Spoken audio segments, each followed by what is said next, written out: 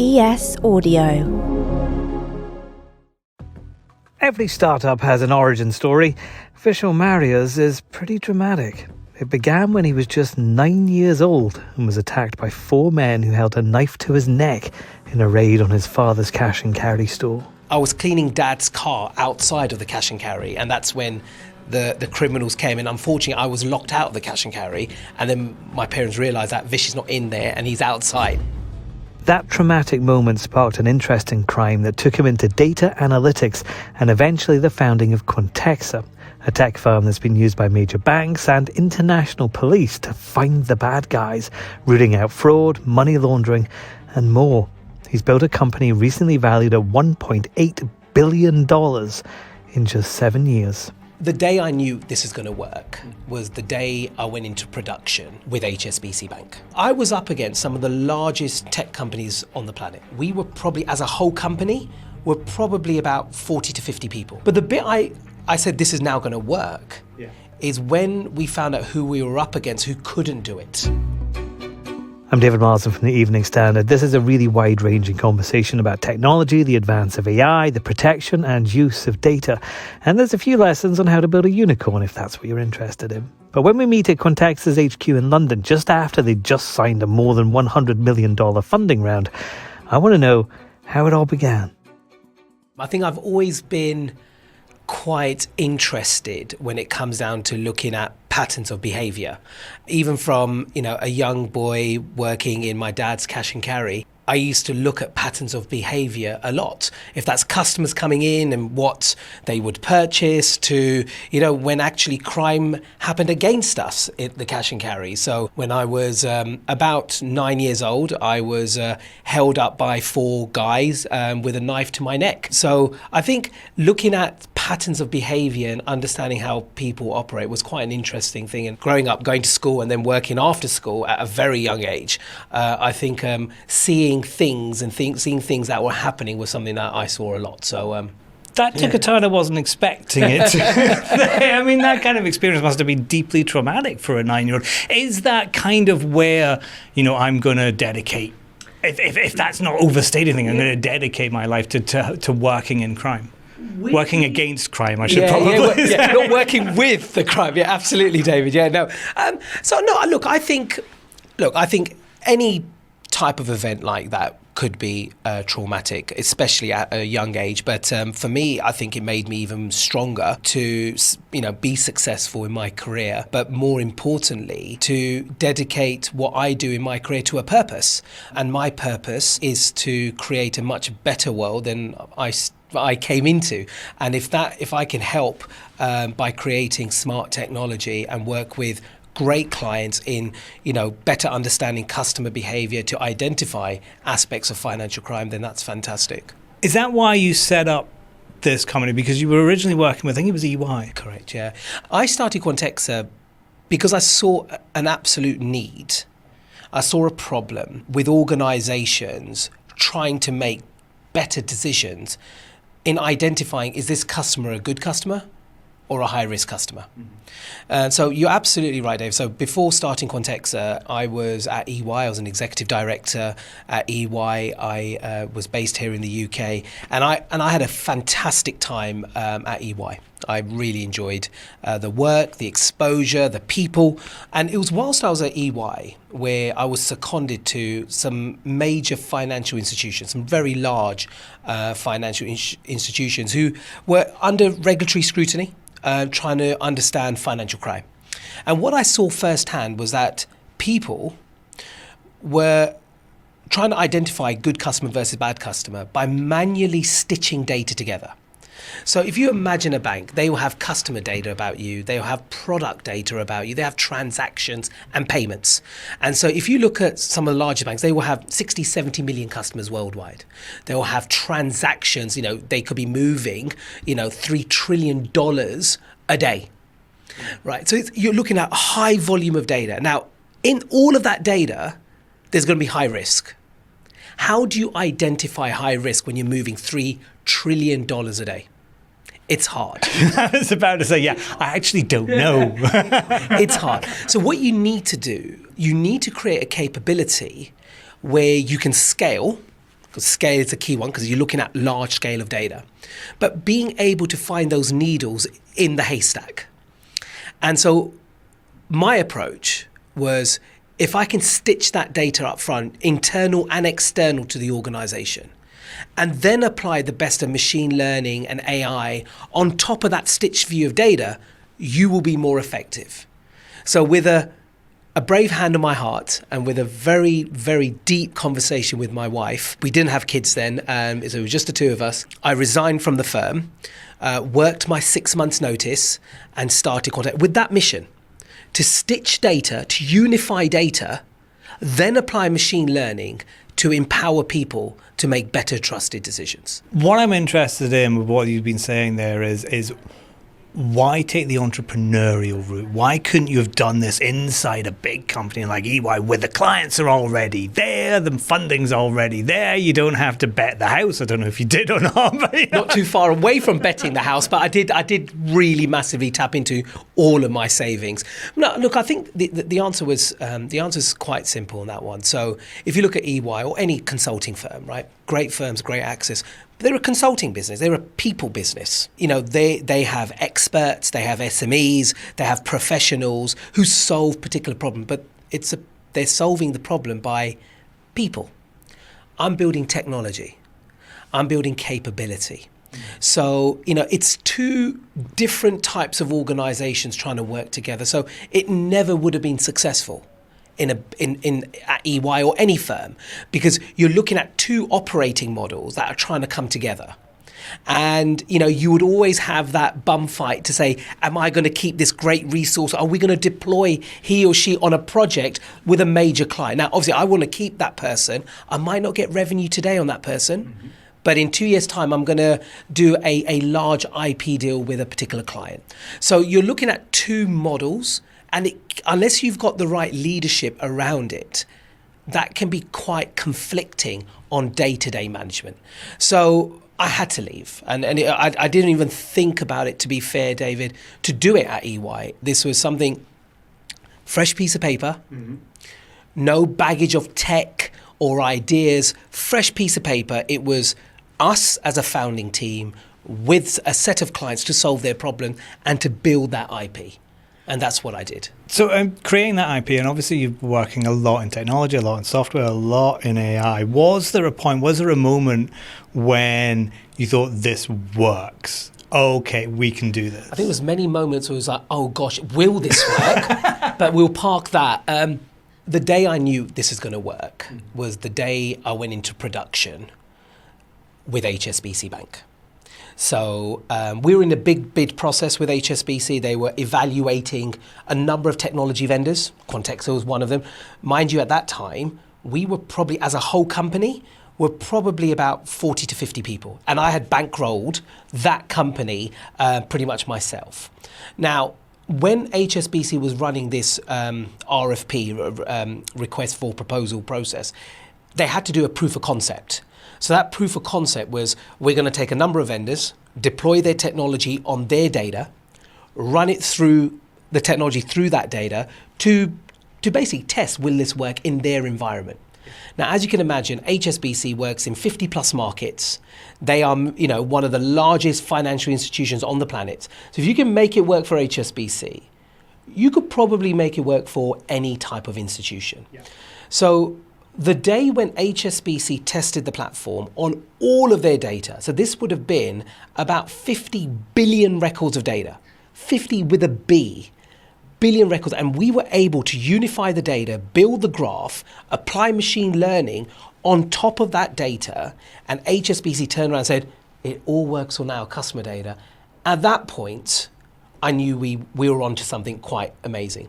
But the bit I said, this is now going to work, is when we found out who we were up against who couldn't do it. Oh, that must have been a good feeling. That is definitely a good feeling. So I was up against some of the largest tech companies on the planet, right? If it's in Americas, if it's in Europe, I obviously won't mention the names, but some of the biggest tech companies. And then at the end of the process, when they said, oh, we looked at 20 companies, we then rattled it down to 10, and we took 3 to the proof of concept stage. And Quantexa, you have won and demonstrated both the functional and non-functional requirements. and you've got that usability so our user can actually use the platform and operationalize it, that was the yes moment. And I remember it very clearly. So I was on a flight going from Melbourne back home. So it was Melbourne via Hong Kong to London. And I left Melbourne knowing that the results were coming in, but then I was on a flight. So I left Melbourne. I was waiting for these results. I'm syncing on my phone as the results come in. Have we won? Blah, blah, blah. And then I get on the flight. And there is a component, when there's a part in your journey when you're flying over India and there's no Wi-Fi left on the plane. Oh, okay. And for whatever reason. And I was on the flight, we're flying over, going out to Hong Kong, and then I've lost Wi-Fi, no result. But what came up on my phone was the email header of the result. And I kid you not, Dave, and I'm on this, I'm doing the flick of the phone, right? Is it loading? Is it loading? And all it says is results from the POC. Oh. And so this must have been the most painful part of this whole process. The results are there. I've got the email from the sponsor, but I can't open the email. And I tell you something, when I landed in Hong Kong, the first thing I did was open the email. And at that point, I remember going into the lounge and having the nicest glass of champagne on my own, because London had pretty much gone to bed by the time I landed. So I was on my own. I remember taking a selfie of me with the glass of champagne to my team back in London, so they know that I've got the email finally. And it was a great moment. It was a great moment. But that was the moment I knew this will work. And this is the moment to take a quick ad break. If this is your first listen to How to Be a CEO, feel free to go back through the catalogue. We've spoken to some incredible names over the last few months, from industry-leading titans to smaller SME founders and all those things in between. And there's more to come, so hit your follow button so you never miss an episode. Why not do it right now?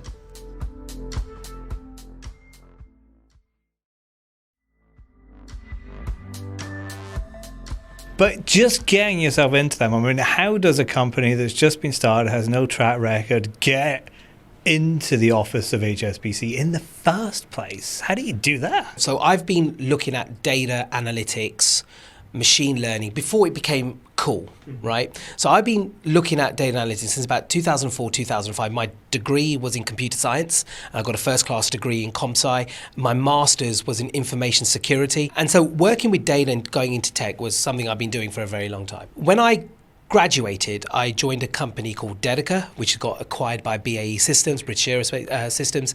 And through that journey at Dedica, I was involved in a team that created a product called NetReveal. So I had a lot of exposure through NetReveal, as well as SAS when I left Dedica to join SAS, as well as EY, with some of the largest firms in the world, including the likes of HSBC.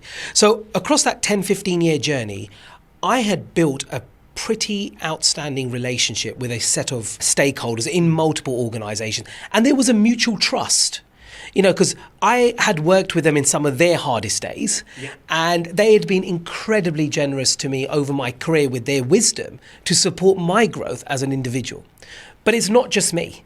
I always come back to my founding team. I'm one of the best privileges I have at Quantexa is that I work with some of the smartest, but also some of the most loyal people on the planet. The team that I assembled together is a team that I had been working for over a decade in different careers.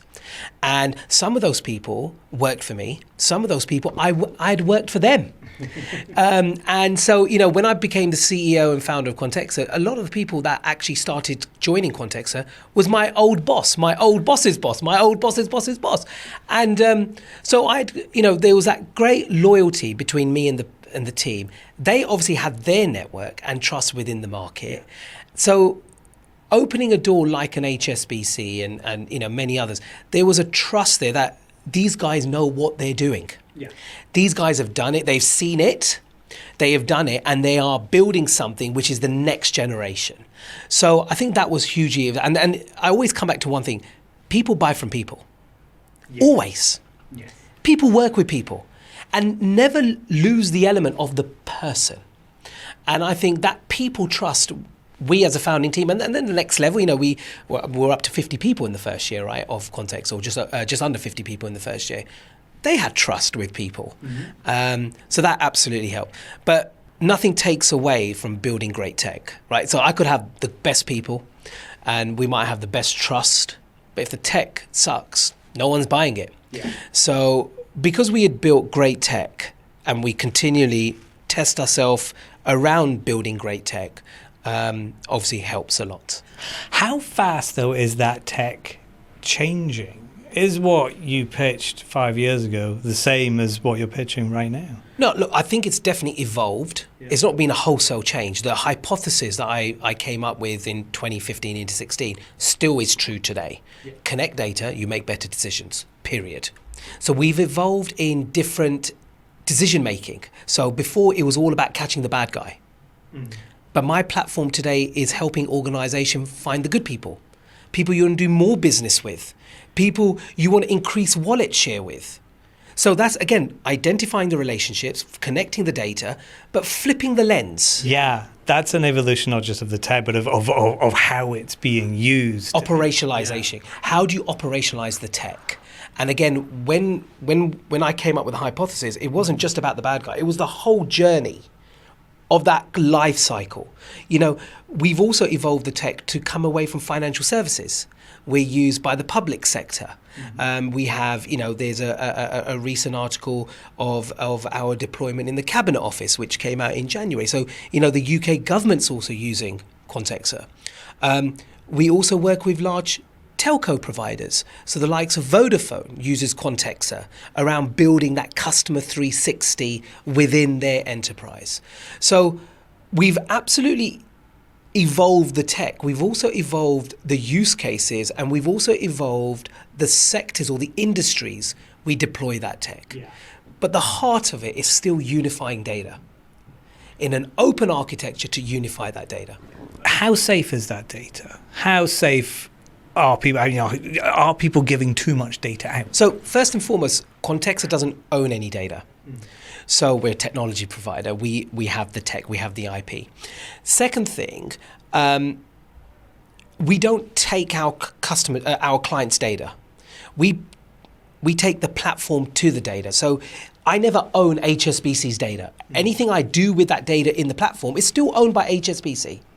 It's never owned by Quantexa. Obviously, HSBC uses the Quantexa platform. Vodafone uses the Quantexa platform. But we don't own their data. We don't share the data. So the data at HSBC stays with HSBC, but the data when Quantexa is deployed at Standard Chartered Bank, the platform stays at Standard Chartered, but we don't share that back with HSBC. Okay, so if someone's working with both HSBC and Standard Chartered, that connection isn't going to be there? You will never share the data. Yeah. You never share. From a data protection perspective, you never share the data. The platform goes to the data and it stays in their environment. So the security is actually the bank's security of their environments, because they're not sending me the data. It's staying in their environment. Now, your point about is it too much data? I'll kind of flip the question. How much data should we have access to stop and prevent human trafficking or sex trafficking or wildlife crime? How much data should we have access to? If you really want to stop a young child being exploited from Europe to the United Kingdom and then being sold off, how much data should I have access to stop that crime? So it's not about too much data or too little data. Stop the crime. Yeah. So again, coming back to the purpose, and again coming back to why I created Quantexa, you have to unify data to prevent crime. And if you're looking at things like stopping human trafficking, frankly, give me as much data you can, because that's just bad for society. That's just wrong in society. So I would flip the exam question saying, how much data should you have access to, Vish, to go and stop that crime? Can you stop that crime? So our platform has been deployed by a number of organizations where we know that they have taken alerts or insights from our platform and have worked with local law enforcement to prevent crime. Now, we never get involved in the investigation. We're a technology company. So I know there are cases where an organization has taken an insight from Quantexa. after we've unified the data and applied the analytics, and have then worked with law enforcement to close criminal gangs down. Yeah. Now, obviously, I can't know, and I don't want to know those criminal gangs, and I don't want to know what they've done with and how they've engaged. But I know that lead or that insight came from my platform. And that's fantastic. That's fantastic. We were able to sift through all of this data, 50 million customers, 100 million customers, 20 million customers, 5 million customers of data, plus billions records of transactions to find that needle. Wow. So someone can go and make an action. Could you have stopped 9-year-old being attacked in a cash and carry? Do you think you could have done that? Wow, that's quite a deep question. So there's certain crime that if there's no data, you couldn't prevent it from a technology. If there's no data, I can't do anything with it, right? So I need data to run with. Could I have stopped the incident that happened when I was a young fella? Using tech? Probably not. There was no data there. I was a young school kid, finished school at 3:30, got to the cash and carry at 3:45, and unfortunately, I was cleaning Dad's car outside of the cash and carry, and that's when the criminals came, and unfortunately, I was locked out of the cash and carry, and then my parents realised that Vish is not in there, and he's outside, and that's when my father came to my rescue. But there was no data there. Yeah, but there are things, organised crime. That's the sort of thing that you can work on. And did you see that originally when you thought, I'm going to set up this company, I'm going to connect all these data pieces together? Were you thinking of that, or were you just thinking about financial crime? Were you thinking, do you know what, we could move into all kinds of different areas? It was definitely the latter. Yes, background in compliance, risk, financial crime. We were going to start the business in that lens, for sure. However, that wasn't my only step. When I started Quantexa, it was a multi strategy. So multi-application, multi-industry. So the applications are financial crime, fraud, KYC, customer intelligence, and so on. And the multi-sector was financial services, government or public sector, telco. But it was much broader than just finding the bad guy. And then has it risen? Because the speed of success is quite impressive. Did your data tell you that? Could you predict, I'm going to be getting, funding rounds of more than $100 million?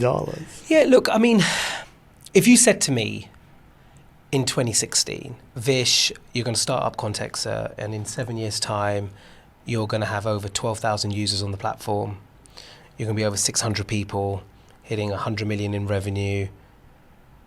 Your company will be worth, shy of $1 billion. I would have gone, yeah, whatever. I knew we'll be successful. The foundations I started Quantexa with, this company was going to be successful. But I think I would be lying if I said when I started Q that it would have been as successful as it's been. But there's so much more to do. There's so much. I mean, we celebrated our QuanCon, our Quantexa Connect. It's our annual customer and partner conference. And, just sitting there. So I opened, and then I sat down, and my team and my guest speakers were on the podium, and just sitting there and just taking it in. It was pretty amazing. We had some great clients. We had clients from Citibank, from Vodafone, UK government, Prudential, Moody's, all present. And it was fantastic just listening to some of the biggest names, biggest companies on the planet talk about their use of Quantexa. Yeah. And it's humbling listening to that.